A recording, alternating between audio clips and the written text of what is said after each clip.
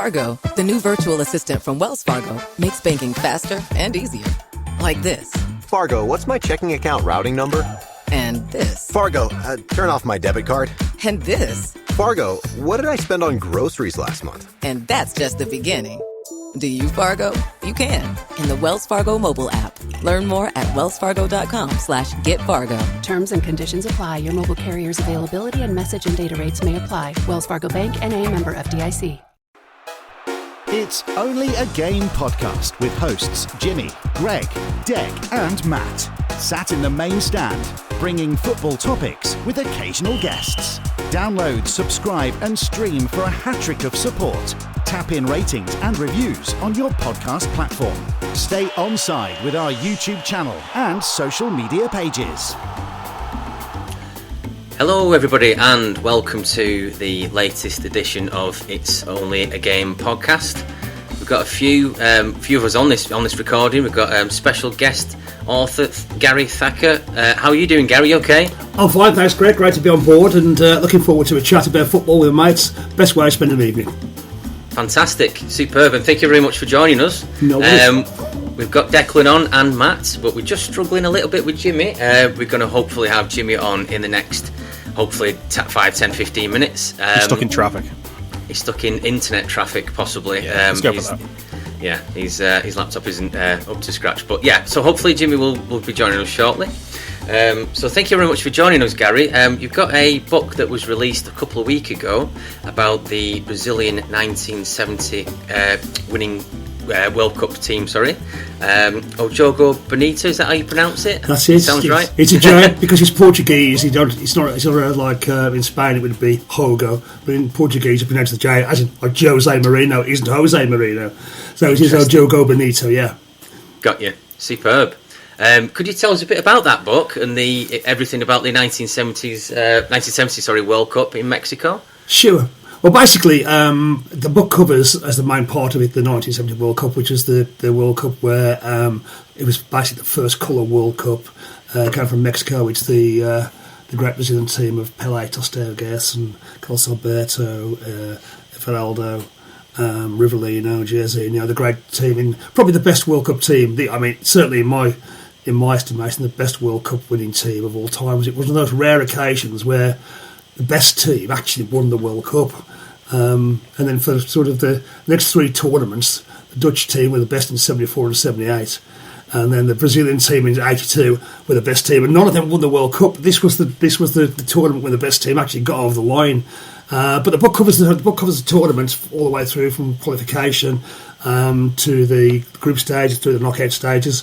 But also it tells the story of what came before the part of Brazil from 1950 when they lost the whole World Cup and in the final. Well, it wasn't actually a final because it was a second group stage, but to Uruguay when they were winning and the trauma of that and how it haunted them. And it goes through from up to 58 when they won the World Cup in Sweden, then 62. What went wrong in 66? It's often said that Brazil were kicked out of the tournament and that was the problem. Well, to some extent it was, but there's so many other things that happened that fed into 66 being a calamity.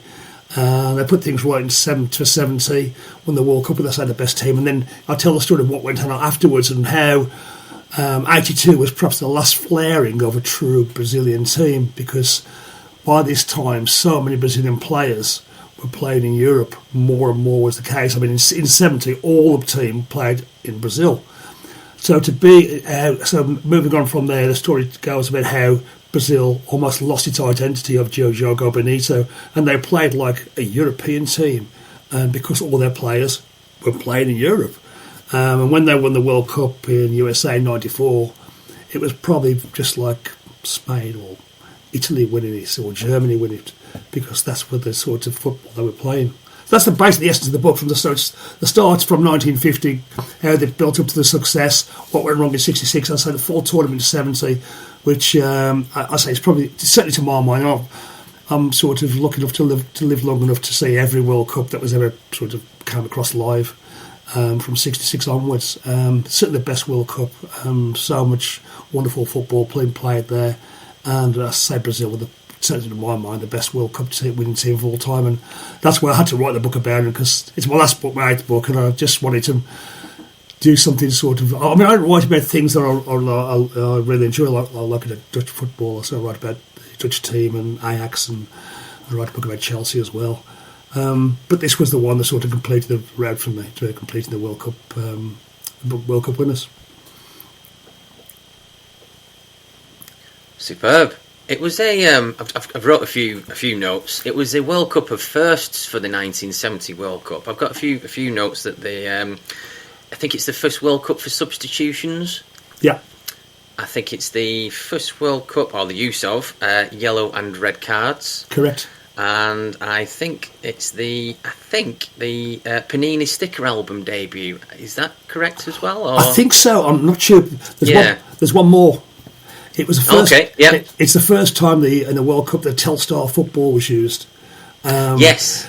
And which, interestingly, Adidas had developed for black and white television because the pure white ball, didn't show up as well. So they developed this white with black hexagons on as a way of being more visible. But it obviously took on it and became the iconic colour TV football. It was the first colour TV World Cup sent across the globe. Wow, blimey, that's.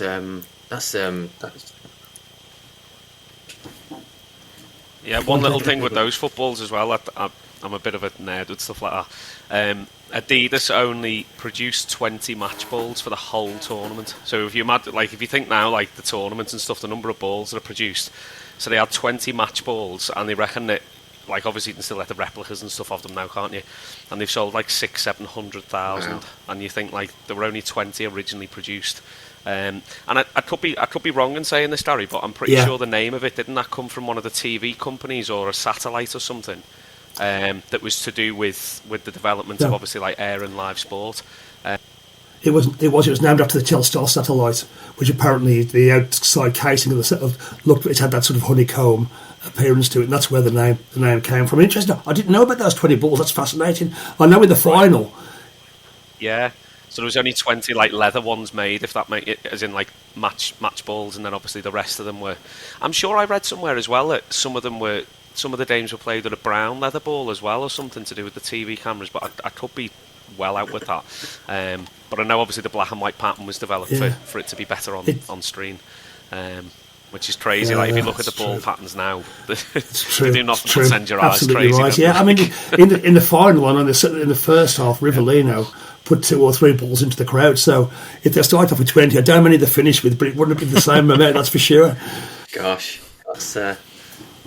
Yeah, I'm all into stuff like that. Slightly off topic and stuff in terms of the World Cups, but it does my head in with as soon as it's kind of like November time, the yellow balls come out in the Prem and all the Football League, and I just think it should be an orange ball if it's a frosty day or snowy. But is that not how you know it's Christmas coming though? When the yellow balls come out.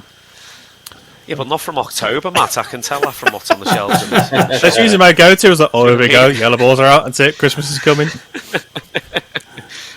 Matt starts shopping when I don't even think about Christmas until I see a yellow ball on the It's fascinating.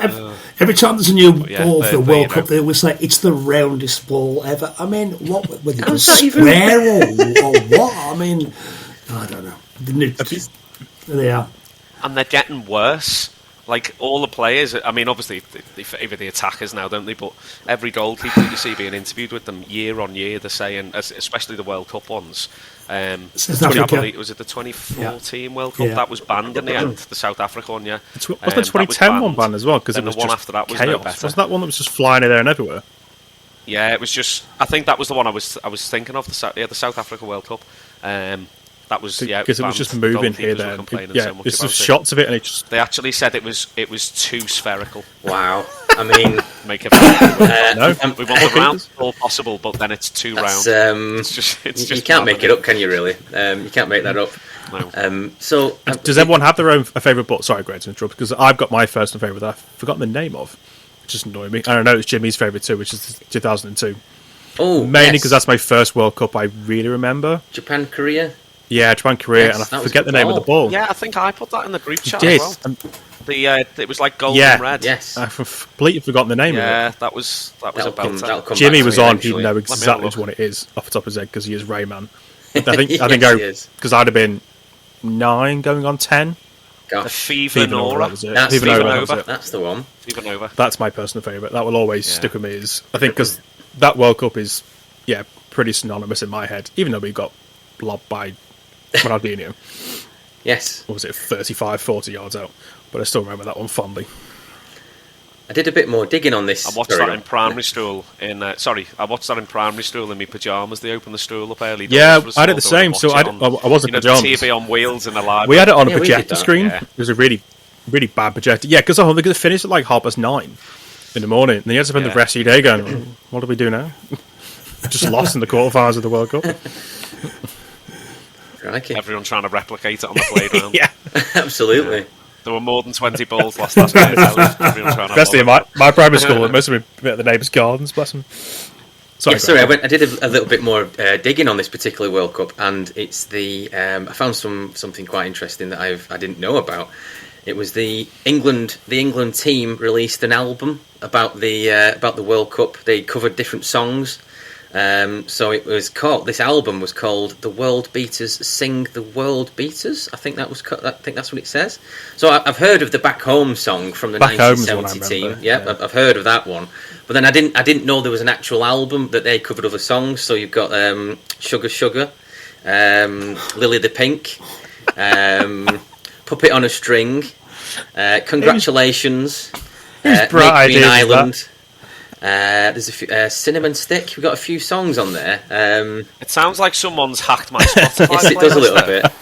But there you go. So that's there it is. I was really interested by that. But I need to see these because I'm not too sure. Would they have been on top of the pops with the Back Home? They were. Back Home was, yeah. Back Home, definitely. I've seen the video. I think that's the one I've seen. I think where they're in Blazers or something along those lines. But I thought that was quite interesting. I think they're all on different levels of memories. I don't know why in my head that's how it looks. I could be completely wrong. But yeah, Back Home is always pretty interesting. So you see how much it adjusts over time, how it evolves the World Cup song. Yeah. I mean, they should bring that back, shouldn't they? That should be mandatory. They can't these days because it'd be rubbish. Well, yeah, it would be, wouldn't it? Can you imagine, like, Grealish? I mean, Grealish would be hilarious on it. I'm sure the video would be better than the song. Yeah, it would be. But it'd be some, like, rap number. Imagine, like, Harry Kane on Stars in Your Eyes. Gosh, I mean, tonight, Matthew, I'm going Who's he going to be? Soulless. Yeah. It's going to be like, there's just no personality with any of them, is there? Like, well, anyway. Bless him. Is this all? I think this is also the year of the Bobby Moore. He was accused of stealing jewellery in the hotel. Is that? Yeah. That was it was around the pre-World Cup tour. I think it was in Colombia where they were in a hotel and there was this jeweller's there, and Bobby Moore and another player were walking around the shop looking at the goods, and somebody basically accused him of half-inching this bracelet, and he was prosecuted, and it took a bit of political persuasion to sort of get him out, as it were. I mean, it seemed to be a trumped-up situation anyway, but the problem with England in that World Cup is they were immensely unpopular. right. Ramsey took the team over there and basically isolated them, had them locked up in this hotel with security guards all over the place. They'd taken their own coach, they'd taken their own food, they'd taken their own water to Mexico, and didn't let any players fraternise with the fans. Was very curt with the journalists who were there to sort of do the job, promote the World Cup. Whereas Brazil, which is a strange situation, normally you get the World Cup group seeded, but in England's group, you had England and Brazil, the winners of the last three tournaments, grouped together.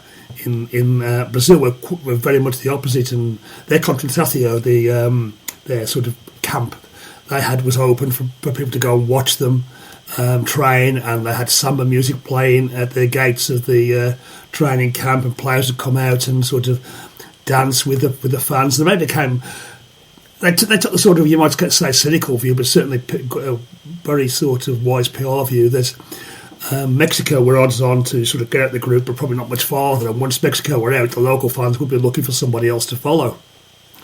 Brazil wanted to be that team, and they were. They were very popular, not only because of that, but also the way they played, of course. But their PR was brilliant, and Ramsey's was appalling, absolutely appalling. And England became hated throughout the tournament by anybody who was an English fan. It's strange. You kind of get that now with the home nations in the Euros coming up this year, where you've got Scotland, and you get the feeling that if Scotland or if England was to go out early, you'd want to kind of back your home nations, but you know that won't be the case. No. You know, every England fan is going to be willing Scotland to go out 2 games in, and vice versa, which I know is what a rivalry is all about. But it's quite interesting to see the Mexicans thinking, "Oh, well, we're out, right? Let's back the Brazilians," which is, I mean, shows a lot about the side they created and what they did. I have to admire it, really. Yeah, I think there wasn't the rivalry that's between Central America and South America. I mean, if it had been in Argentina, that would be the rivalry with Brazil or even Uruguay, but with Mexico, and Brazil done a few tours in Mexico as well, so it became quite popular, obviously. Before the tournament, Pelé donated a pair of his football boots to the Mexican Football Museum as well, so they were very astute as to what they were doing to sort of cultivate good PR relations with the fans. Interesting. I was just looking at before we were talking about the red card and yellow cards in terms of in this World Cup. Were there any red cards in this particular World Cup? I'm not too sure. I know Francis League was the first. There's no blue cards, were there? Francis League was the first England player to get a yellow card, and I think it was in the game against the Czechs. I think. And do you know how they came about? The cards, the yellow red cards. I'm not too sure on that story. No, sorry, go on, Gary. Yes, I can't remember the guy's name. It'll come back to me in a second. He refereed the game between Italy and Chile in '62. An English guy, and he was head of the referees commission in 1966.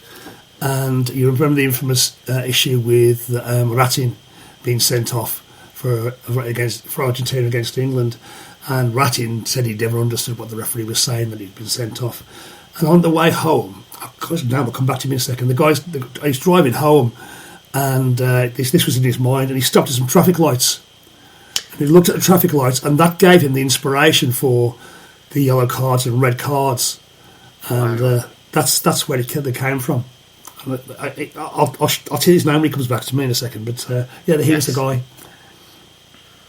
Crikey, that's fascinating. I didn't know that. Did you know that, Matt? I did not know that. No, Greg. Crikey. Deck, you're a nerd. Did you know that? Did you know about the traffic? I am a nerd, and I didn't know that. No, I'm full of lots of useless information, but that's actually quite useful, which is why I wouldn't have had a stupid. He's now making notes. Sorry, gents. Yeah. Interesting. Oh, absolutely. That's going on my my pre-dinner party speech. Absolutely. Well, the next time I'm best man, I'll throw that in. So also, it says on here that obviously Brazil won the World Cup on the 70th anniversary of the country's independence. Apparently, that's quite that's a nice little stat there. Bad day. Were they obviously heavy favourites, do you think, Gary, in terms of they'd won it a few times before this particular 1970 World Cup, hadn't they? Were they the favourites, do you think, at the time? Not really, no. No? It was Ken Ashton was the guy's name. Ken Ashton was the referee's guy. Right. Well, basically, Brazil had a really weird run-up to the tournament.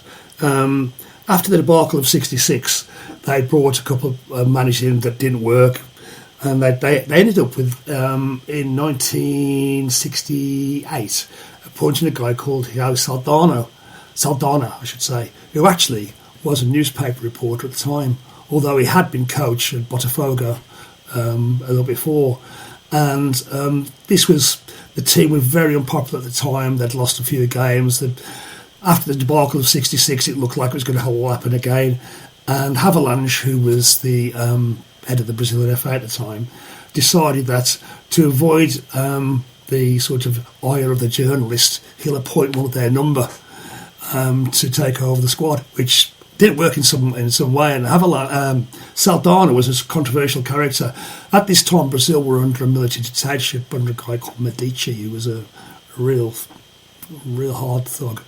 And Saldana was actually a member of the Brazilian Communist Party, so you can imagine this went down really well. And he wasn't the kind of guy to mince his words either, and he'd sort of say what he thought. But Saldana basically took Brazil through the qualifying tournament, won all the games, and all things were going on the up again. But after the qualification, there again things began to drop off a bit. There was disquiet in the squad because Saldana was quite an abrasive character, and eventually there's a rumour there, whether it's true or not. There's no real evidence for it, but lots of people say there's a guy called Dario who was a forward, and apparently was Medici's favourite player Whether it's true or not, we don't know. But Saldana didn't seem to be putting this guy in the squad. And at a press conference, this would be in '69, one of the press contingents said to Saldana, so Dario is a favourite player of the El Presidente. Are you going to put him in the squad? And Saldana, instead of saying, well, I'll look at all the possibilities and, blah, blah, blah, he said, I don't tell the president who to put in his cabinet, and he doesn't tell me who to put in my team. Oof. Which probably didn't go down too well. No. Now, whether that was the cause of him actually being sacked in the end, it's quite possible. It's certainly a contributory cause. But in the end, basically, he got the Evo, and about 3 months before the tournament started, Zagallo was appointed to take over. This was literally, 3 months before the tournament started. So he sort of had to resurrect the team from this slump they were in. But one of the main issues that made Brazil successful in Mexico, there was a guy called, he was a lieutenant in the Brazilian Navy called La Costa, who had studied the Olympics in Mexico in 1968 and the effect of altitude on the athletes there and how it affected performance and conditioning and how long they could run for and such like. And he drew up a plan to have Brazil go to different training camps at different altitude, building up to the heights of Mexico. And he convinced Saldana to do this, although it was difficult in the end because Saldana didn't want to do it, thought it was hogwash. But in the end, he sort of signed on, and Zagallo carried on with this process. And the other thing was Saldana was keen on a 4-2-4 formation with two wingers. He played Edu and a guy called Paulo Cesar, who were wingers.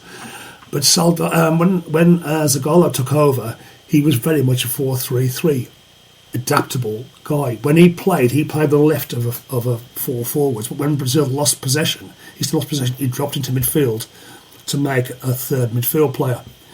So he wanted to, and he changed basically the team dynamic. This is, I say, about 3 months before the World Cup started.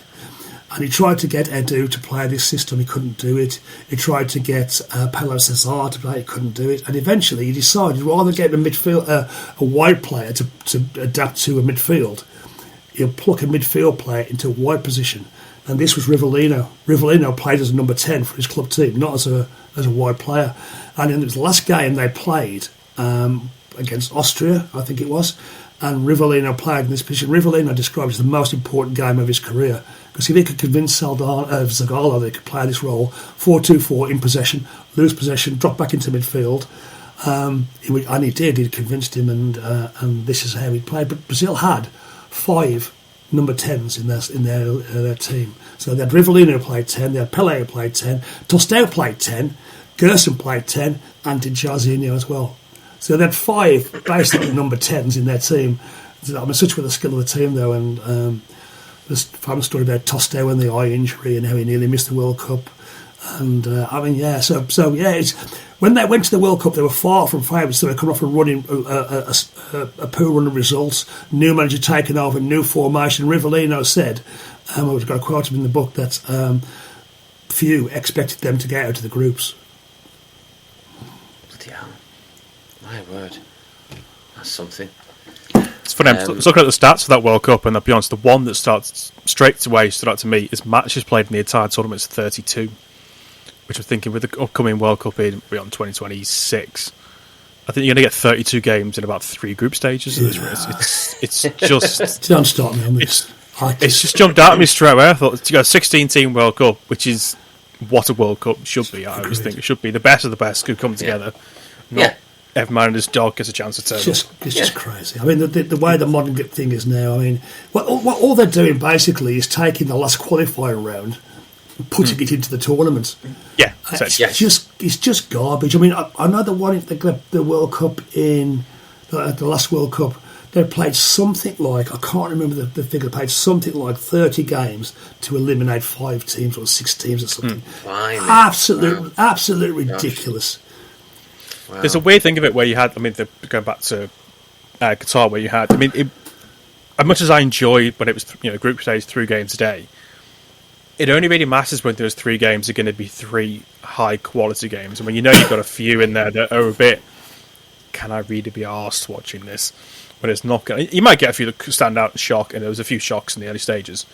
But I mean, the one in 2026 is going to be daft, for lack of the amount of games coming. I mean, this is not World Cup related, but I saw as well that UEFA confirmed their changes to the Champions League group stages.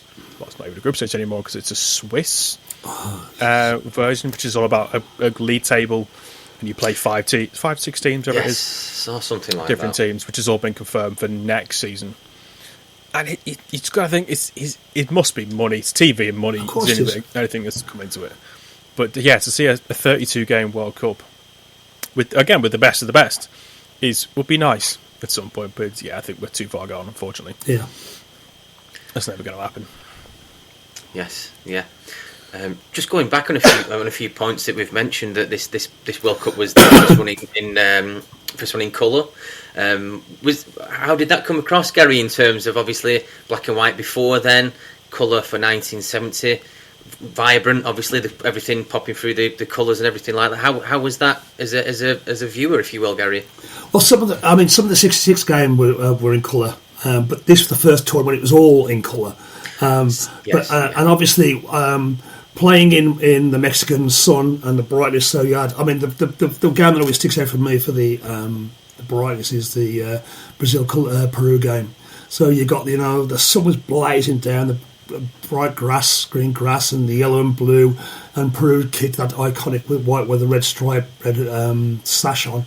I mean, it was just added. It's added a whole new dimension to the football watching experience, and that crackly commentary as well, as if it was coming from Jupiter.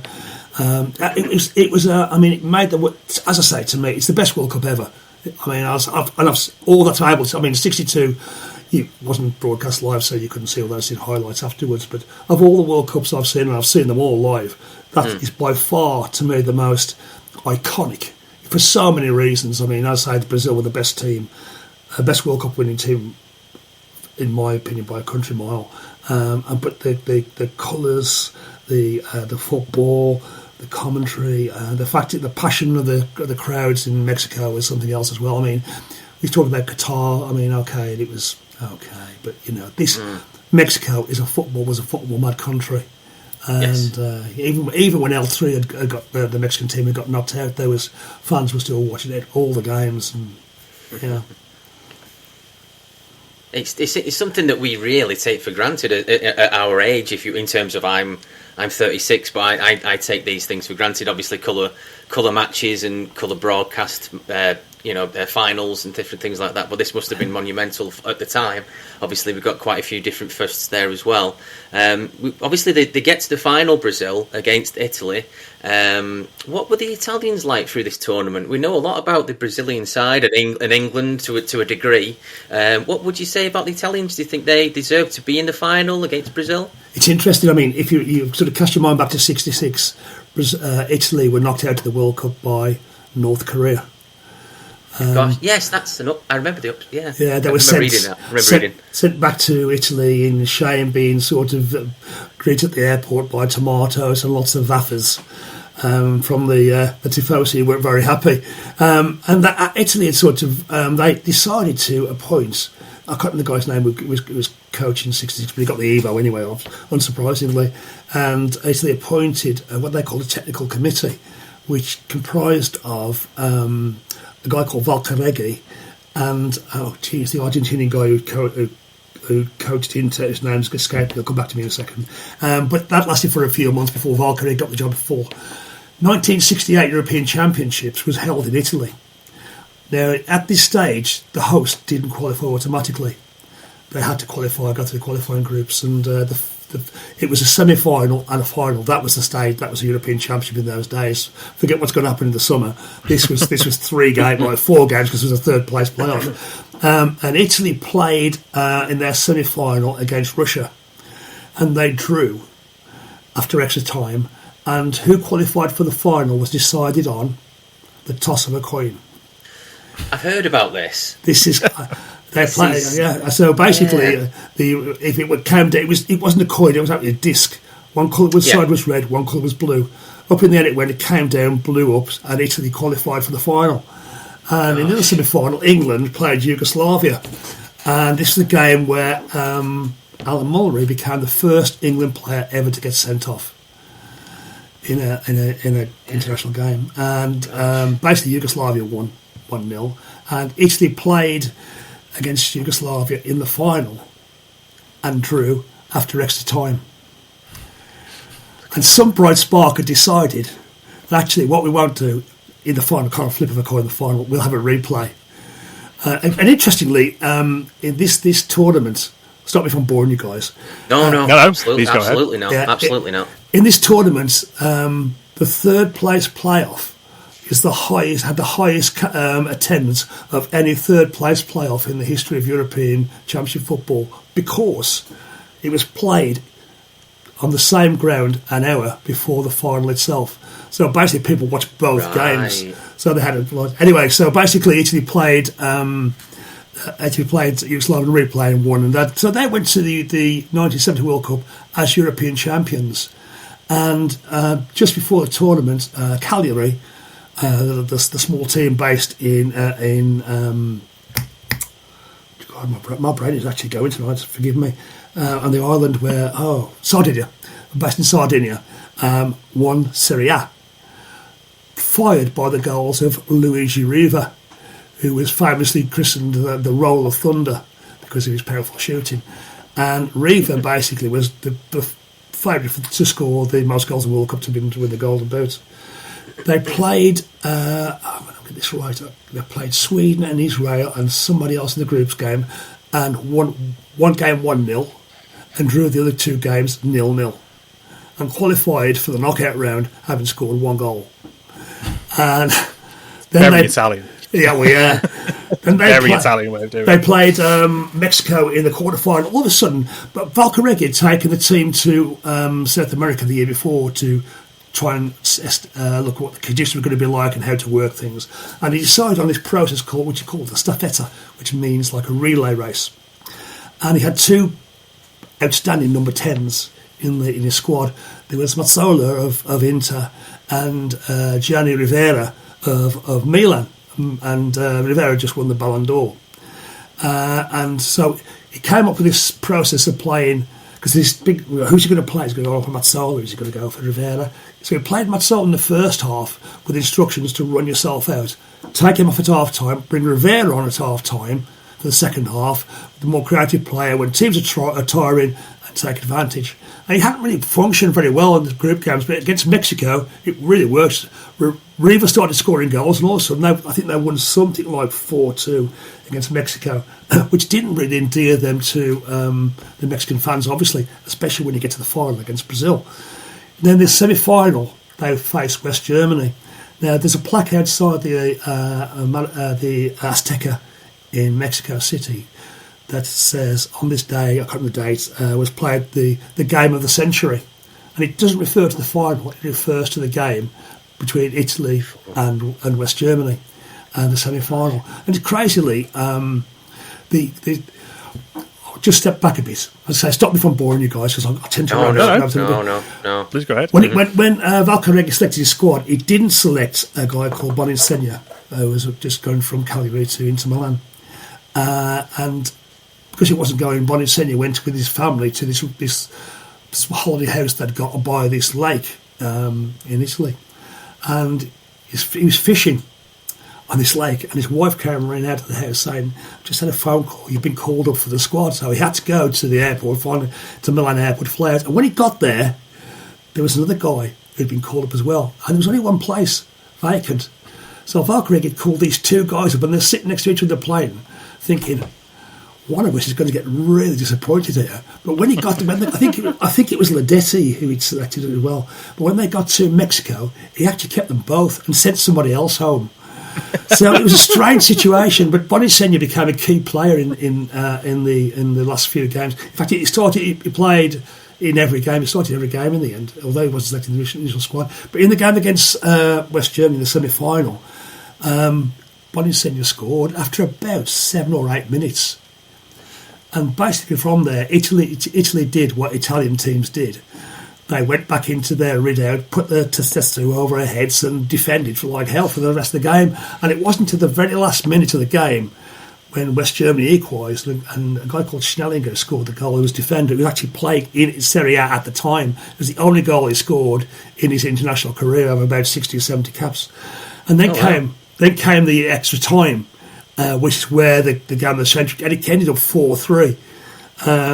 Basically, it was chaos. It was like this is in the hot sun. You have to remember, West Germany had just got past England by playing against England, and Italy had played against Mexico a few days, so they weren't really sort of relaxed for the game, and they were sort of out on the feet, and it was real slug, like two heavyweight boxers standing there slugging at each other. So when they got to the final, Italy had played this game, and they were pretty sort of tired as they went out. So there was a team, Brazil, who had sort of, I wouldn't say cantered past teams, but sort of certainly been the best teams, and by far their training, their conditioning, their altitude preparation was paying out in spades. They scored, it's something like they scored 65% of their goals in the second half. It's something like 2/3 of the goals in the second half opposed to the first half. When teams were tiring, they would retain their fitness and were able to come through. And they didn't score the first goal in quite a few of their games, but they always scored the last goal. And in the final, Italy, it was fairly close. Pele scored the first with a header. Boninsegna equalised. And for about an hour, the game was pretty close. But Valcareggi made a mistake that's sort of really cost them in the end. In the semi-final, when Brazil played Uruguay, the Uruguayan coach, a guy called Hoberg, who was actually born in Argentina, although he naturalised Uruguay and played for Uruguay, put a man mark Gerson, who was basically like the puppeteer in the middle of the field, spraying the balls about controlling, creating chances through passes, setting the players off. And it disrupted Brazil's progress. And basically they were losing to Uruguay, and all the ghosts of the Maracanã from 1950 coming back to haunt Brazil. They're going to lose to Uruguay again. And Gerson said to Everaldo, who was the younger player playing in midfield with him, the more defensive midfielder, swap places. You go forward, I'll drop back. I'll pull this defender out of position, create space for you. And that's what happened. Everaldo scored the only goal of his international career to equalise, and then Brazil went forward. Valcareggi never put a man on Gerson in the final. And in the last half an hour, Gerson tore them to pieces. And they scored 3 more goals, and culminating with that famous Carlos Alberto goal in the last minute. And I had a piece in the book about it, and Carlos Alberto said that as the time was running out, he was thinking, because they were 3-1 up at the time, the game was done, Italy had sort of caved in, they were out on their feet. In a few minutes, I'm going to have the most famous moment of my life is going to come when I pick the World Cup. He didn't realise that actually, before he picked the World Cup, the most famous part of his life would come when he smashed that 4th goal in. I'm going to say, everyone remembers the goal more than the actual person in the tournament. Absolutely. Because that's a iconic goal. It's the goal you see every time a World Cup rolls around. Yeah, absolutely. It's always shown in highlights packages or opening packages, that kind of stuff. It's a pretty cracker of a goal. One of the most iconic, if not the most, in world football, I would say. Definitely, it really is. Yeah, so it's got quite a few stats about this 1970s World Cup. I've got the I think this is the last World Cup for. Is it last World Cup for Bobby Charlton as well? I think it might be. Yes. I think it's the last one. England didn't qualify in 74 or 78. Yeah. Of course, yes. It's a rough decade, isn't it? Yeah, it goes it's a really quite. Rough decade. Yeah, it's quite. Yeah, absolutely. I think we had a rough not qualifying for Euro 2008. Yeah, we did actually, didn't we? I think it was going back to what we went about with Bobby Moore as well. When he was under house arrest in the hotel. I think it was Bobby Charlton that was with him. That was part of the. They suggested it was that. There's so many weird things. Obviously, run about the. Did you mention that the Mexicans didn't quite like the English? Is that? Yeah. Well, that's pretty mildly. Yeah. They hated Ramsey. Ramsey. Yeah. Gosh. Yeah.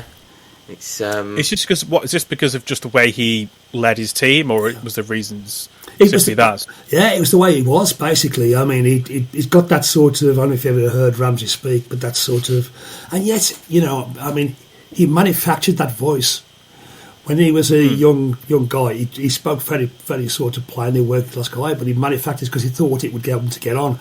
But he was very sort of dry. And you go back to '66 World Cup, obviously, he called Argentina animals, and South American football was terrible. So this was all, it wasn't the best of sort of start with. But his attitude when in Mexico just reinforced every stereotype that the Mexican public had about Alf Ramsey. And in fairness, they were right. Most of them were true. He was dour. He did keep the team locked away. He didn't interact with them.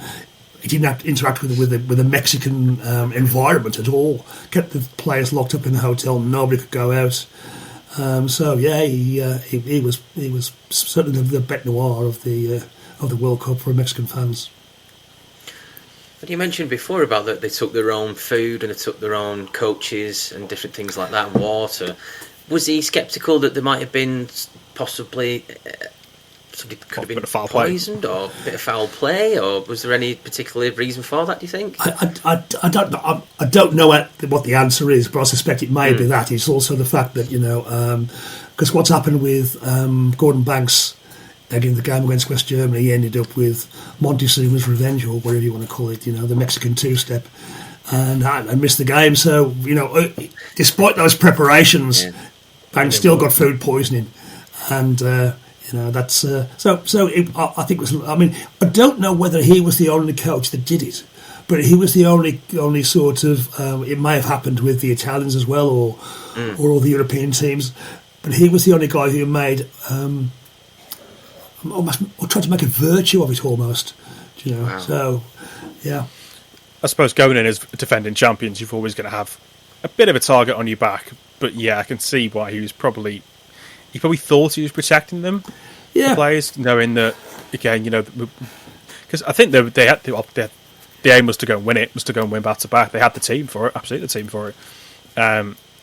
Maybe got a bit ahead of himself and should let them relax a bit more. But I think ultimately they were beaten by in the way they lost in that tournament. It was 110th minute, I think it was. Was it Muller got in the win extra time? Yeah. It was a sore one to take for them. It's interesting that in that game, Franz Beckenbauer, who was just a burgeoning talent at the time, was used by Helmut Schön to man mark Bobby Charlton. And England were leading 2-0 with about 20 minutes, 18 minutes to go. Yeah, it wasn't long, was it? And Ramsey thought the game was over and took Charlton off, rested Charlton in effect, which freed Beckenbauer up, and Beckenbauer scored the first German goal, and all of a sudden then England were back to the wall, and he brought on, Schön brought on a couple of wide players, Lebuda, I think, and I can't remember the guy's name, and basically England were just under siege for the rest of the game, and yeah, it was always going to happen. Momentum had gone. Beckenbauer was suddenly bossing the midfield with nobody to mark. It's a very England World Cup story from 66 onwards, isn't it, unfortunately? 70, and then, I'd say 74, 78, they don't qualify. 82, I forget how they got. 82. Yeah, Spain 82, we got knocked out. The second group stage, they did two goalless draws. They were in the second group with Germany and Spain, two goalless draws. And then... It doesn't get much better reading as you go on into the 21st century, unfortunately. Yeah. What's the shout about? But you could argue 2018 a successful tournament getting to the semis. Yeah. But not much else to shout about. I mean, it's been this is very off topic, I suppose. It's quite funny now hearing the sort of interviews you hear from I'll put golden generation in inverted commas, from the likes of Ferdinand and Lampard and Rooney and those people, where they talk about that team that should have won something. 2004 Euros is where I always kind of, in my head, I think if Rooney doesn't break his foot, I think we'd probably go on and win that tournament. Yeah. I agree. And there's obviously different factors that kick into it as well, of course. For 2004, 2006 always seem to me the biggest missed opportunities of that generation. And it's quite intriguing to see you kind of compare and contrast those squads between this one that's currently going into these tournaments, and it's strange. You have those good memories of those derby games from that time with those players that clearly didn't get on at international level but were really fierce at club level, and now you've got players that really do get on at international level that almost you've lost that bit of bite maybe from derbies, you could argue. I mean, I watched the Manchester derby on Sunday and it didn't really have any bite to it. It was always kind of, you knew City were probably going to score at some point. even after Rashford's goal early on. But yeah, it's a really kind of sorry state of affairs to go down from the 90s into the 2000s, unfortunately, with World Cups in England. But hey ho, you never know. This year could be our year. It's interesting. Just on that, Matt. No, go on, Dave. Go on. No, all I was going to say, just going back to your point there, Matt, talking about that kind of like, and I suppose it's the generation that me and Matt have kind of grown up with, back end of the 90s into the noughties, and we're always told how much, that they underachieved as a national side, and I think we all know that, and I think it was because there were too many, obviously there were injuries and things like that, but on the whole too many individuals and not enough team players and people playing in similar positions, and we were very lucky to have so many world-class players, but selections, formations, etc. Just a little one for you to all think about and give your view on. If you were to play that kind of prime, in inverted commas, like golden generation, your Beckhams, your Ferdinands, your Coles, etc., against the team that we have now, so imagine you can roll back the years and they're all playing in the mid-20s, so you've got your Bellinghams, your Harry Kanes, etc., of now, and you've got your David Seamans, etc., of then. Which team do you think, if they could play each other, let's in a hypothetical world, who wins? The old boys or the and you can argue about you change the rules and all that kind of stuff. If it was just a standard game. My question: have I got a Lampard, Gerrard midfield? Yeah. Oh, new team are winning. They couldn't get on. No way. They couldn't play together. Do you know? I wrote a book a while ago about a history of England in the World Cup, and I interviewed a few people about it and saying about the classic sort of Lampard, Gerrard, Scholes, Beckham midfield, and it was a problem. And it makes me furious. Are you? How ridiculous is this? You have four great midfield players, and it's a problem. I mean, when Spain won the European Championship, God, I can never. 2008.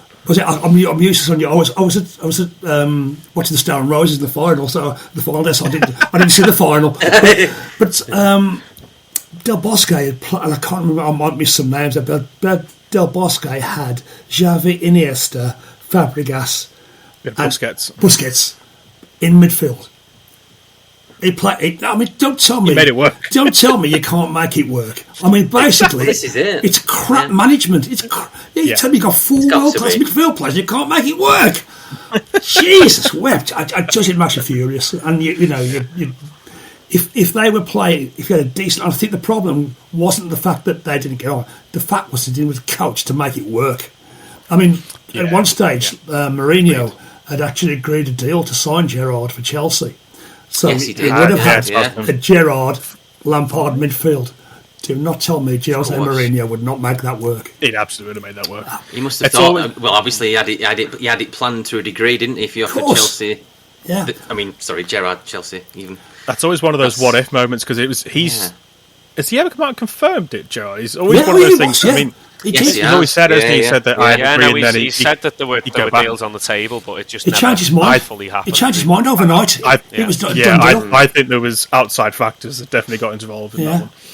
With leaving Liverpool to go to basically at that point their biggest rivals, you could argue.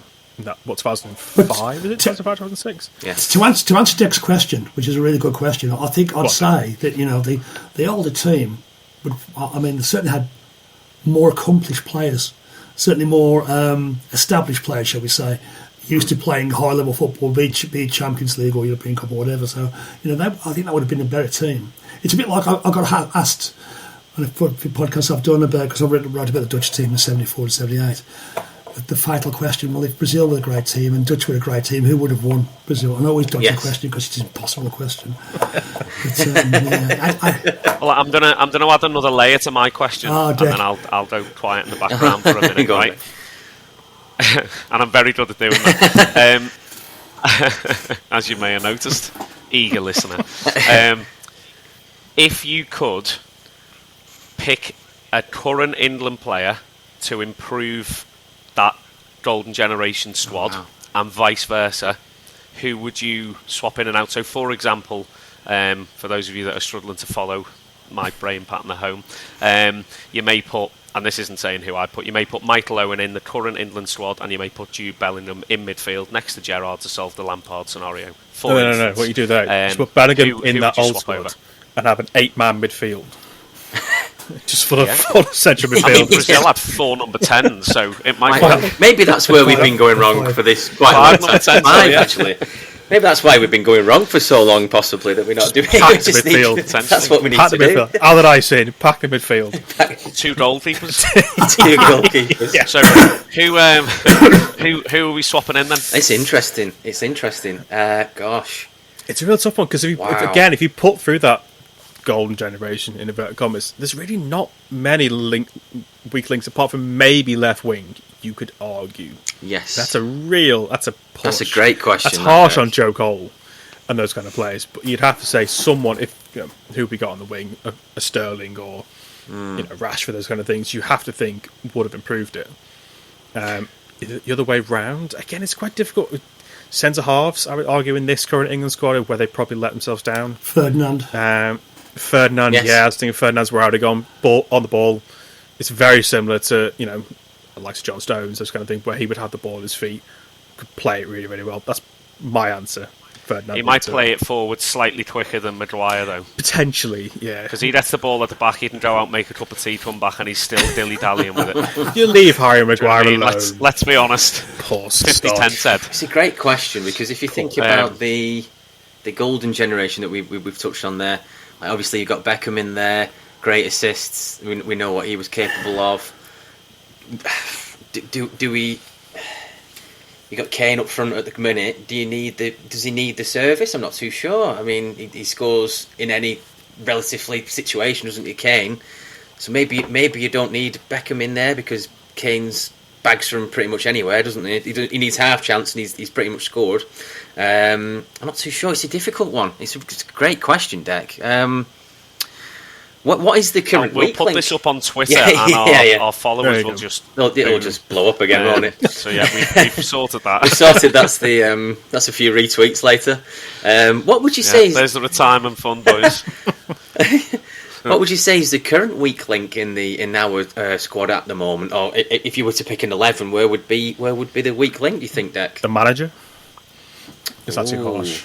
That feels harsh. Poor Gary Thacker. Do you know what? I think. Do you know what? If we're being harsh in terms of the golden generation and saying that they were mismanaged, if you look at it on paper as that we've reached, the last sort of semis and whatnot of the last 2 major tournaments with the squad that we've got, I think if they don't go one further in terms of getting to, so obviously they got to the Euros final, I think anything less than a World Cup final in this next tournament would be deemed a failure. I'm not saying to go and win it, but I think that natural progression for a manager to keep the job, I feel like I've completely derailed the... No, don't worry. Don't worry. We're still talking about World Cups. It's still World Cups. You're fine. Don't worry. It's still World Cups. Still World Cups. I just feel like everything in life, everything is that like next step, isn't it? A next level of progression. I mean, I think they've got to be aiming for that. Someone said, they got knocked out by what? Was it the talented players? The French knocked us out in Qatar, who ultimately got to the final. Mm-hmm. Yes. Arguably unlucky to lose that final. I thought we were. It was a hell of a game. Agreed. Lord, it really was. So it's not as if they get knocked out by, minnows, to be somewhat. I think the issue with Southgate is, and it's a double-sided argument that I quite enjoy. There's a lot of people who are completely anti-Southgate because he seems to be, arguably boring football with players that are, he keeps picking the likes of Jordan Henderson and that kind of thing. But he can't fault his record for what we've had in the previous X amount of time.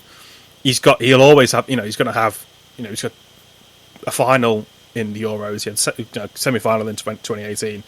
The 2020/21 final, I think, was the time they should have won it. And I think if he'd have won that, I don't think he'd have been in Qatar in 2022. I think he thought we were so close against Italy, and they should have. That's a game they should have won. They lost that game. They didn't. That's a game they lost. The Italians weren't particularly brilliant. Let's be honest. They had chances to really, and they should have taken that. Scoring was at the 4th minute. I think that's where you probably let himself down a little bit. It's just not being bolder on the day, and that's always going to kind of work against him. And it's the same in Croatia 2018. They were 1-up in that one, scored early and let it slip in extra time. It's kind of been the way. That's going to be his ultimate They've gone with legacy. Tranmere tactics, haven't they, Matt? To be honest. Well, I mean, you never get to a final, so it can't be that bad. So, exactly, yeah. Never win anything either. So I think speaking of Jordan Henderson, though, Matt, I've just had a text from him, and he said he's quite happy to join the golden generation if the price is right. Interesting. So interpret that as you will. Interesting. Hang on, but how long though? Because is it going to be a short-term thing? Did I go off and join another team? Oh yeah, he'll be back he fixed at the that current team squad before the first, start of the World Cup. He'll leave halfway through the World Cup like Roy Keane. Do it that way. Correct. Even get halfway through, Ricky. One of the major, over history, one of the major problems England have had of being the guy they've selected to coach the team. I mean, personally, I've got a lot of time for Southgate.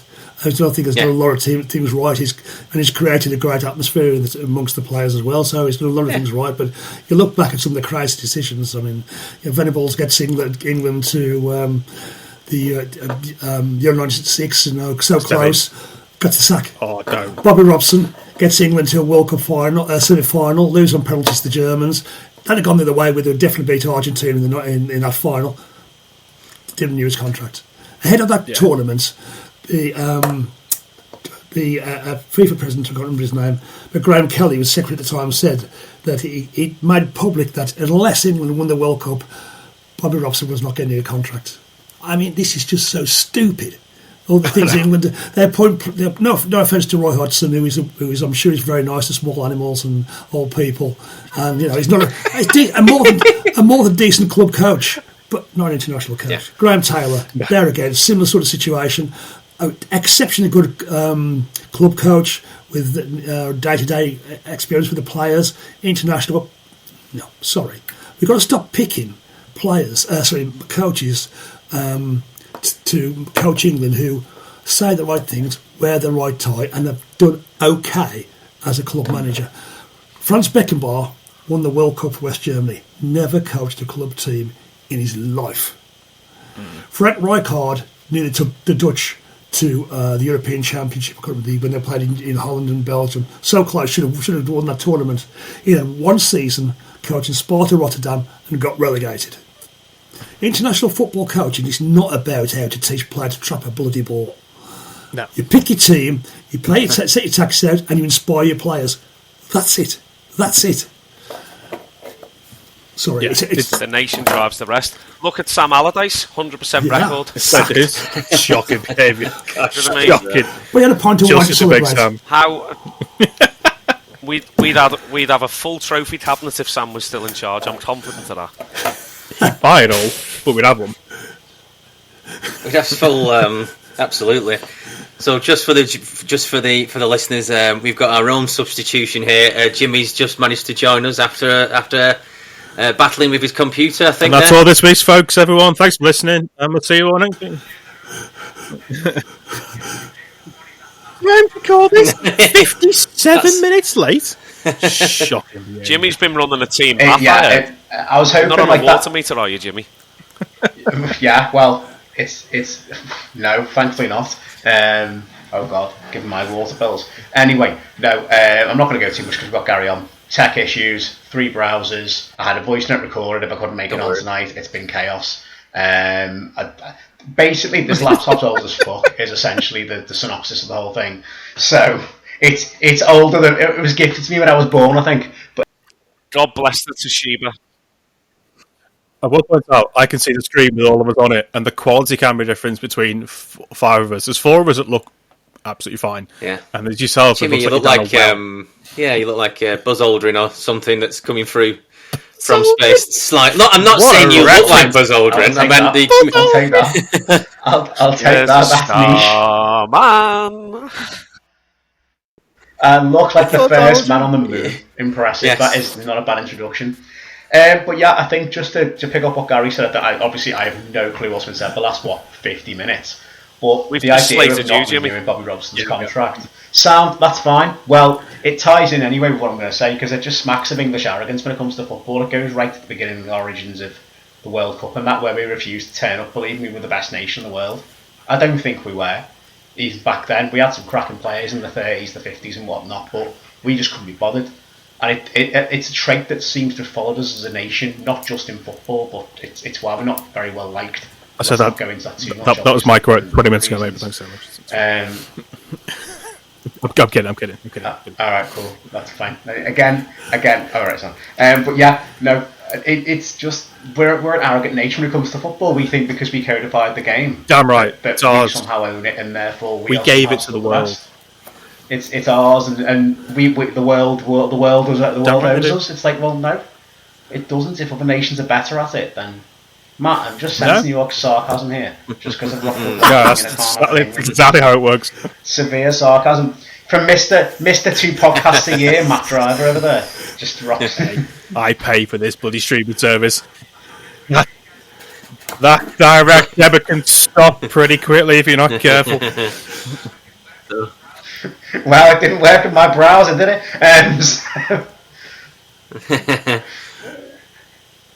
So I get paid for Netflix twice over. Dear. But yeah, no, it does. Anyway, it does smack of arrogance, and I think, look at Lionel Scaloni, won the most recent World Cup. Okay, he had a bit of a helping hand with Lionel Messi in the team, probably the best player of all time, but I think he went from literally coaching his kids, having played for like West Ham and whatnot, and now he's a World Cup winning manager. It's unbelievable what the right man in the right job can do. Yeah. We had a question, Jim, from Deck, which we'll throw it your way, Jim. So Deck run about the golden generation, the England team. We've got the Beckham, Scholes, Rooney, Owen, all those that team, and Mills. Our current squad that we have now: Bellingham, Kane, XYZ. If you could swap a player from each of those generations, who would you swap? So you pick. Is that right, Deck? Have I got it right there, Deck? Was that? Yeah. Yeah, right. Sorry. Yeah. So swap one player into each squad. To improve it, not to make improve it. Oh man, I'd have someone like Declan Rice in the 2006 squad because we. I said this, but I said Bellingham, and you have a 6-man midfield. It's Gerrard, Scholes, Lampard, Bellingham. Fuck off, 6-man midfield. Just create a barrier. And we run at them like a game. Are you okay? Like a giant game. Is everything okay at home? We just run at them. Yes. Intimidation tactics. The Victorian way. I mean, of course, we still get beat. We still get beat, of course, but I think I would put. We all hold hands and charge. I love it. On 3, boys. The only issue is half of the squad can't count. Hang on. Isn't that 1, 7, 12, 76? Game's over, boys. Lads, isn't that just rugby? True. That's all. And arguably half of the current England squad don't pass the ball forward either. That's true. There you go. Make of that what you will. There you go. Yeah, basically rugby union and football, one and the same. Go on then, Jim. No, but conversely, in terms of who I'd have from that quote-unquote golden generation in the current side, I know it sounds obvious, but someone like a Rooney or a Joe Cole who's just mercurial on the ball, we don't have that same kind of player now because the way coaching is these days, from the youngest, the blueprint, the FA blueprint, right the way up, and I think it's a worldwide thing now, is that players are bred to be these machines, like not just in terms of media, but they tend to be this big, like Erling Haaland's the prime example. He's an absolute monster all round, can do everything. We don't have the mercurial ball player the same anymore. Obviously, you've got the likes of your Messi's, and that's still going, but when they eventually retire, Mbappe's quick, but I wouldn't say he's brilliant, don't get me wrong, but I wouldn't say it's the same kind of, the ball's tied to his feet the way that someone like a Rooney or a Joe Cole would be. So I think they might, offer something different to this current England team, who are very, very good, by the way, and I think in a match would beat the golden generation because they're more of a team rather than individuals who are separated by club allegiances, as we are now led to believe is the case. Good question. Should we blame bad management for the golden generation? Poor Sven, bless him. Yes. Just blame Sven. It's all Sven's fault. Oh, no. I think Sven's a good manager. I thought Sven did the best with what he had. I just don't think the players clicked. I don't think they. We covered that. We covered that. It's a strange one, isn't it? Yeah, it's like, obviously, look at Rooney. What he was an absolute animal, wasn't he, back in the day? How young he was, the size of him. He was like he was playing 6 years ahead of his actual. He was unbelievable, wasn't he, Rooney? Gosh. Yeah. And now it looks like who, sorry? Conor McGregor. Farmer McGregor. No, Farmer McGregor, the big beefy bear. Oh, right, sorry. I thought you said Conor McGregor. Although Conor McGregor has put a bit of beef on himself, I think, so I mean, No, We need to get Rooney There is rumours that Rooney's trained for boxing, which is KSI. Wonderful. Rooney wants to go into boxing. Yeah. Whatever that costs, I'm going to get him in the ring. Maybe that's why the Birmingham job went south, because he's just shadow boxing the half-time team talks. He's on he's doing punditry, isn't he, for TNT this I weekend. don't know if he's doing it every weekend. He's on this weekend, isn't he? But it makes me like Rooney, because he can barely string a sentence together as it is. So trying to hear him talk about football is quite... Because my mentality for him with football appears to be that he was just brilliant. And he was an exceptionally good footballer. And it seemed like anything he did, he just did it with no minimal fuss. He just got on with it. He could do these things that were just amazing. And that appears to be his letdown when it comes to management, because he's never going to manage anyone who is as good as him. So you might say, well, just do that. And they're going to go, well, Wayne, I can't do that, Gaffer. And that seems to be the issue. Yeah. I mean, Gary Brabham had the same problem with Tranmere. Age-old football issue. Yeah, we were talking about World Cups. Really professional. My abiding memory of Rooney, I must say, and there's many, but my main one was when I think he signed his first pro contract at Everton. And they had their big broadcast, I think Deck knows where this is going. The blue 4KA inside Goodison. It was an absolute genius. 2002 was a wild time. And then he got interviewed, he's there with Moyes and Kenwright. And then it's a case of like, right, so Wayne, now you've signed your first pro contract, what are you going to do now? And he goes, I'm going to bed. It was just like 60. Note, he didn't say who with, by the way. There's a lot of he didn't say who he was going to bed with. That's true. Yeah. There's a lot of Luke Littler I noticed with Wayne Rooney. Luke Littler reminds me a lot of early Wayne Rooney. Old Rooney was the best. What were you saying? There's a lot of Luke Littler in old Wayne Rooney, where Luke Littler, who is a darts. I don't follow darts massively, but he's 17, 18, and he's amazing at it. He's unbelievable at it. Yes. But it's like he just turns up and he just roll out of bed 10 minutes. He was sat on. He was Snapchatting people like 10 minutes before a world final. I'm like, Luke, what are you doing? And he's like, so you've won. I think was it $250,000 he won from that World Cup. Wow. What are you going to do with it? He's like, I'll take mates on holiday. Buy some FIFA packs. I'm like, it's just insane. Well, I suppose no one anywhere has got to him. Like, do you reckon? Go on, Jim. It's iconic. Do you reckon though? Because the whole thing about his age and how he looks and that, do you reckon he just was told, say the most 16-year-old thing you could possibly say to make them believe you? You like Stormzy. You like what do the children like these days? FIFA packs, right? I'll say that. He's definitely 35. I'm not having it. He's absolutely older than me. It's like that's Steve Buscemi or whichever. How do you do, fellow children? Yeah. He's hilarious. I love watching him because it's like me. It's like if I, a 16-year-old, became a world champion at darts. When he hasn't got a clue, but what I love about him is he just doesn't care. He's just like, yeah, just what I do in it. There's something to admire about that in terms of the normality of him. I think absolutely, there's a lot to admire from that. But fair play to him. You warm to him because he's just so not arsed about the whole thing. It's like you would think he'd be somewhat nervous, and he's just like, yeah, just turn up, play some darts, and be amazing at it.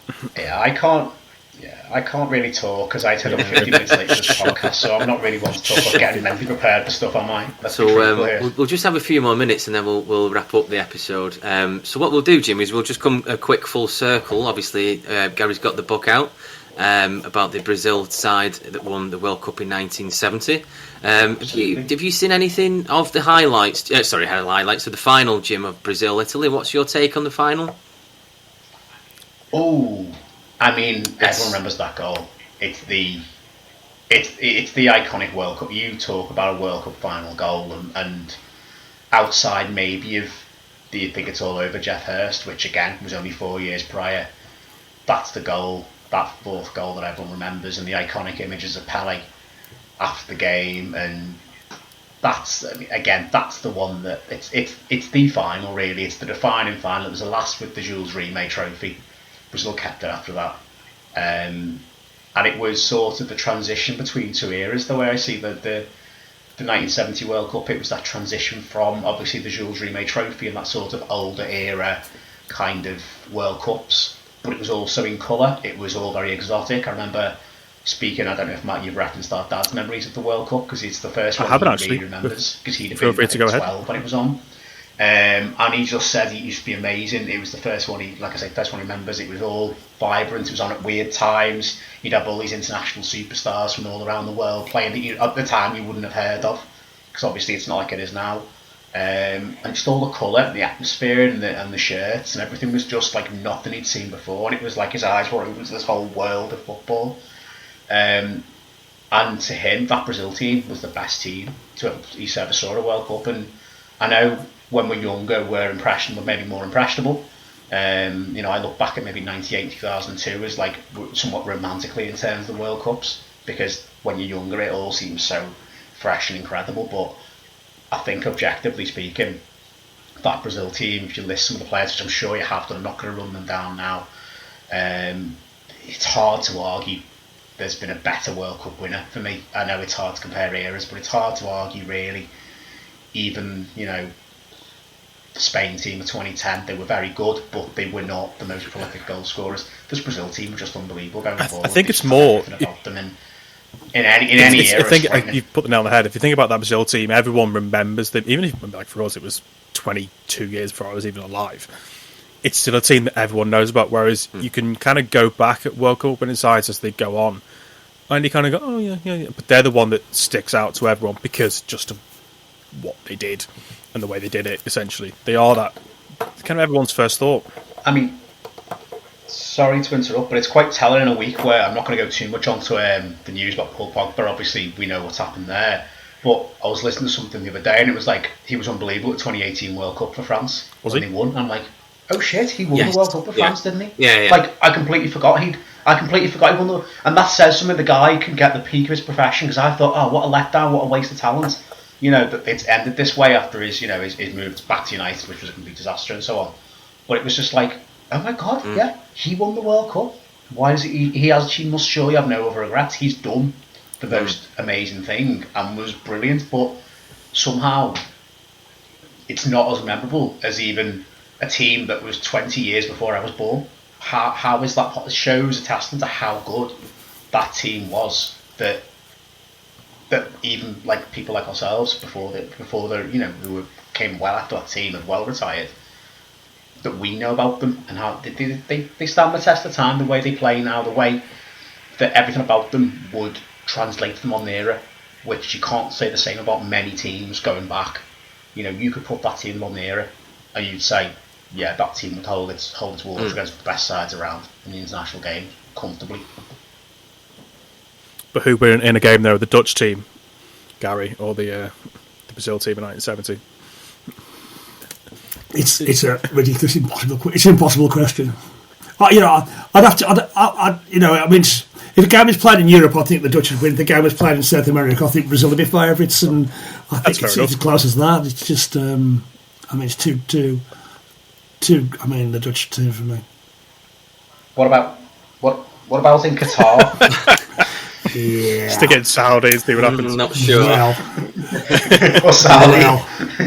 Where it probably would get played. Yeah, it's one of those sort of. What a great game to watch! What a great game to watch it would have been. But I don't know. I think if it played neutral territory, I think I'd have to lean towards the Dutch, because I think they were not only individually brilliant players, but they were the system they played brought the best out of all the players as well. So I'd lean towards the Dutch, but I'm very biased towards Dutch football, to be honest with you. So it's very interesting just listening to Jimmy say about your dad listening to the game, and I was 13 in that World Cup, so I'm old enough to be a dad kid. So. Right, next time Gary's on, let's get our dad on and we'll leave the two of them to have a conversation. That'd be good, yeah. That's why I've been late, guys. I've been on Ancestry.com. Actually, I need to reveal the real big story of this podcast, guys. Let's face it, this is out of context from the podcast, but me and my dad look very similar, and you and our dad do not. So this just adds up. Just saying. Why are you saying this in a podcast going out to people in public? It adds up. On the eve of Mother's Day. It's all going. She doesn't listen to Why have we suddenly got Jeremy? She doesn't Jeremy Kyle on here all of a that's sudden. fine. Anyway, let's get back on track before we question my eternity or whatever. This is getting ridiculous now. I turn up for 5 minutes. We get for being late. It's gone ape shit. Yeah. Just imagine if Jimmy had been on from the start. Exactly. I've got 55 minutes of things built up. I've been able to get out. Yeah. So what we'll do, gents, is we've got 2 questions from Twitter. We'll have those 2 questions, and then we'll wrap up the episode.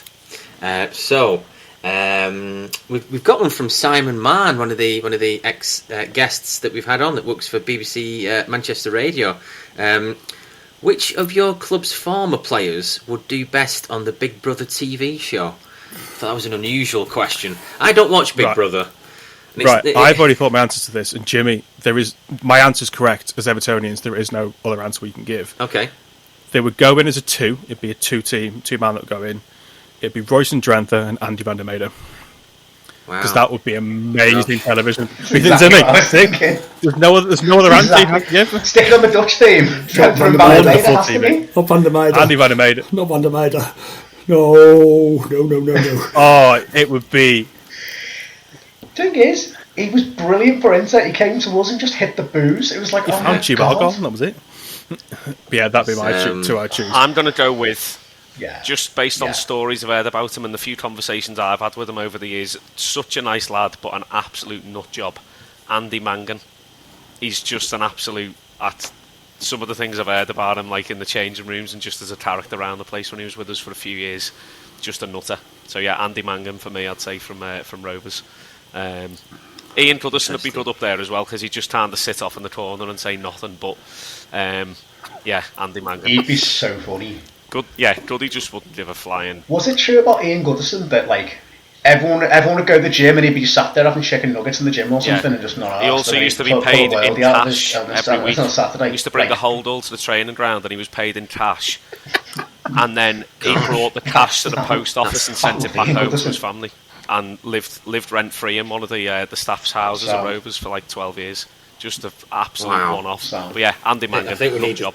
I'd have to say that I live in Spain. I don't watch Big Brother. I never really watched it when I was in the UK as well. But from what you've said, and I think the characters that go on there, I'd probably say Adrian Mutu. Him and Van der Meijden and Drenthe. What a trio! Him and Drenthe and Van der Meijden. You'd have to go out. It would have to go out post watershed. You've got no chance of going up for the watershed. You couldn't have cameras in the toilets. Well, you couldn't anyway, but you know what I mean. 3 of them. Well, if that's the case, if that's the route we're going down, then Enoch Shawumney for me. That is to be believed. And Enoch. No. Don't go there. Greg will tell us off. Who'd I go for Rochdale? We've had a few characters over the years. Stick Keith Hill in there as a manager. Keith Hill's nuts. I think one of them would be very Grant Holt fickle contestants. Yeah, Grant Holt used to play for Rochdale, and he was a bit of a character when we had Grant Holt. I think recently, the past few years, did he do a bit of wrestling recently in the past 3-4 years? He's a bit. He's got that. Odd. He's got a character. Yeah. I'd probably put Grant Holt in there. If we're being controversial, we could put Ricky Lambert in there because he put some quite few strange tweets out there, doesn't he? Recently, Ricky Lambert. I'm going to make. So that would be right. Just picture it. It's not that I watch it. Just picture it. You'd have Adrian Mutu, Van der Meijden, and Drenthe in one corner, doing whatever they want to do, and then you'd have Ricky Lambert in the other corner talking about conspiracy theories. Yes. I want to watch that. That needs to happen. I mean, can we also, just because I actually technically haven't given an answer, can we also just talk Tommy Grabson? Thomas Grabson, yes, yeah. Just to charge at everyone. There's a lot of nut jobs at Everton, haven't they? The more you look back at it. Yeah, you've got a long list of... and depending on the age of the other contestants, potentially Wayne Rooney, because he'd have an absolute ball in there, wouldn't he? That is true, honestly. Well... I mean, maybe not anymore. And we could stick Vardy in there just for good measure. That'll be a good laugh. That'd be great. Just get the wag of Big Brother on the go. Okay. I've never watched Big Brother, but I'd tune in for that. I feel like I've never seen it either. No, I just thought I'd answer his question. I've never seen it. Second question, and then we'll wrap up. So this is from Robert Hain of the Blackburn podcast that I listen to. So his question is, Your club win the FA Cup or your country win a major tournament? This season. If this season he's on about, sorry. So your team this season win the FA Cup or England? Well, Matt and I saw us get knocked out the FA Cup in the ground, so I mean, that was grim. As a team that has never won a trophy, Rochdale, I would take the FA Cup and I would probably book 2 weeks off and just get levered. And you just go around drinking around Rochdale, Bury Hayward, and you'd probably not see me for 2 weeks. So yeah, I'd take the FA Cup. Really. That's what listener Premier League is the triangular corner flags. Because that's the core of all of our worries at the minute is that we've not got FA Cup winning. Well, you would in return of winning the FA Cup deck, you would get a triangle. Yeah. For me, one of the compensations of age I've got is that I've got the experience of actually seeing my team win the World Cup and my team win the FA Cup and lots of other things as well. But it's Gary, rub it in. Look, I'm 30 years old. You've got 30 years on me, sunshine. You've got plenty of time to come. Technically, I've seen us win an FA Cup. I don't remember it. I was 2.5. Now, whoa, we might. I'd go with England win the World Cup championship. That'd be good. Gary. That'd be good, Gary. Bulls might go back to the moon. I must say... Oh, go on, Matt. I'll let you go. Jim. No, I'll let Matt answer first. I don't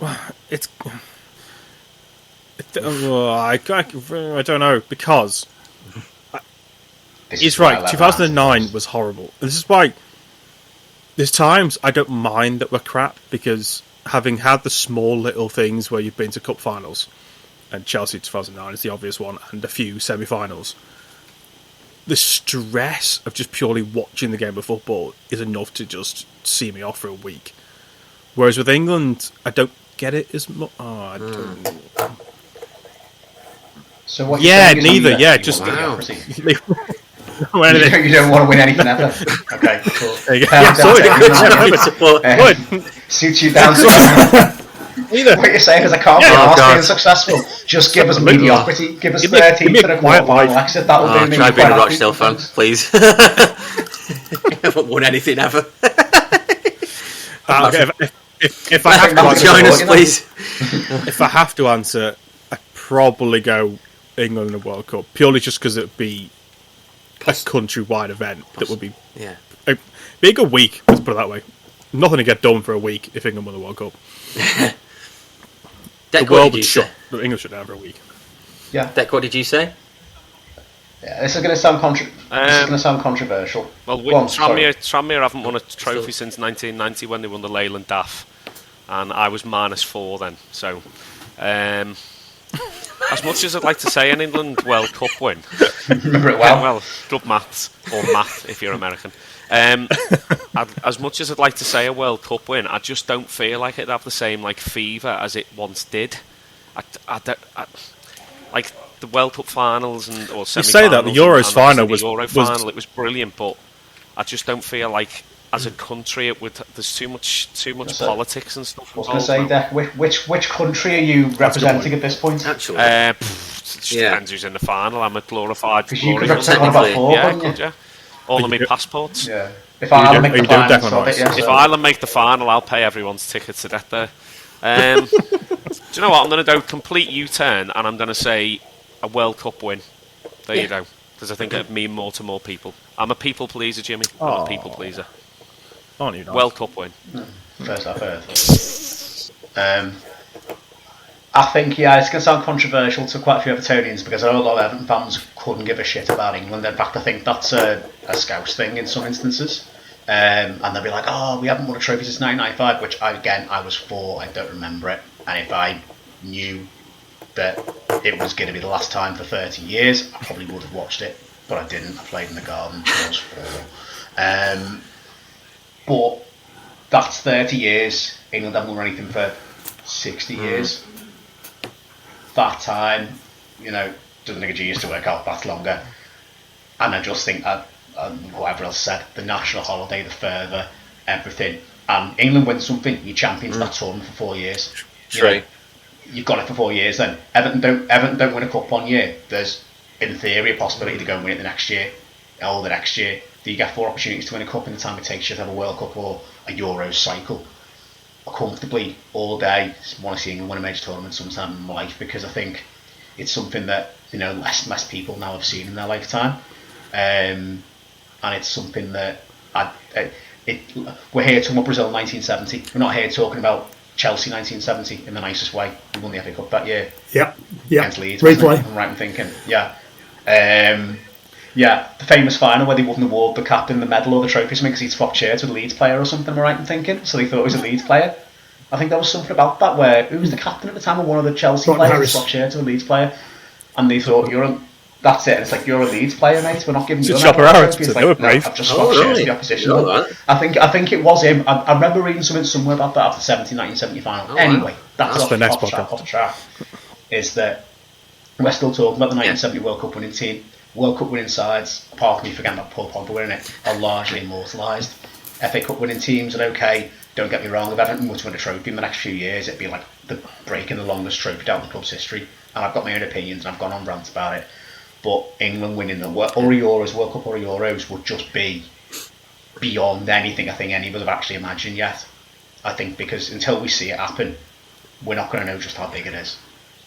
You saw the scenes in Buenos Aires, for example. People didn't sleep for like weeks, and you know what they're like about their football. You know what we're like about our football. It would just be the ultimate party. Nothing would get done for about a month. Genuinely, the country would shut down. I mean, you're saying, by the way, we don't immortalise FA Cup winning sides. That Paulson side is 2008. That's a pretty good side. Vintage. Carney. Is that the worst final ever? This time. It was a good side. One of the worst finals. No, I think. Anyone that Liverpool wins usually the worst final ever. Good point. Usually goes to penalties, doesn't it? Good point. Let's be honest. Good point. It's usually penalties against Chelsea. Gary sat right there. It's true. Last 3 domestic finals, we lost to Liverpool. Twice on penalties, once in extra time. Oh, don't. Gosh. Yeah, it's absolutely shocking. Yeah. And on that note, I'm not saying it's shocking from Chelsea. I'm just saying generally. Anyway. Yeah, on that happy note. Do you want to do the customary farewell, Jim, of the pod? Well, thank you all for joining us for this podcast episode. Massive thank you to Gary. Gary, where can we find you on the socials? And thank you for that. I'm on Twitter at @allbluedays. That's all_blue_days. And thank you for mentioning the book, O Jogo Bonito, the story of Brazil's 1970 World Cup Samba Party. It's available from all good bookshops and a few crappy ones as well, no doubt. So anybody buying my book gets my eternal thanks. Fantastic. Absolutely. Perfect gift as well, just in time for Mother's Day, or the holidays are available. Massive thanks again to Dec, Matt and Greg. I'd say for joining me, but I've not been here for about 3/4 of it. Turns up last minute, thinks he runs in 3/4 is pushing it, Jimmy. Yeah, thanks for joining us. You know where we are on the socials. If you're already subscribed to us, please download. Don't just stream. It does better for us in the charts. And cash, money, dollar. Literally for our trip to Marbella this Christmas, guys. Literally one per month. It's going to trip. I can't wait for that shared pint in Wetherspoons in about 8 years' time. yeah, exactly. We're actually having the first. Literally. We'll be at Tamworth away, won't we, Dec? With paid still our Tranmere, I don't know. It's paid for 1/80th of Dec's season ticket at Tranmere this year. It literally pays for 1 day of my electricity. Anyway, we don't do it for that. After he's charged all of his devices, but that's a whole other podcast episode, ladies and gentlemen. Maybe we should put it towards you buying a new laptop, Jim. Yeah, that's what we should do, really. I think we should. Laptop fund, absolutely, because it is an absolute shocker. Anyway, whoever you support and anything else like that, just remember, don't get too sad, don't get too happy. It's only a game. Thanks for joining us, everyone. It's Only a Game podcast with hosts Jimmy, Greg, Dec and Matt. Sat in the main stand, bringing football topics with occasional guests. Download, subscribe and stream for a hat-trick of support. Tap in ratings and reviews on your podcast platform. Stay onside with our YouTube channel and social media pages. Sports Social Podcast Network.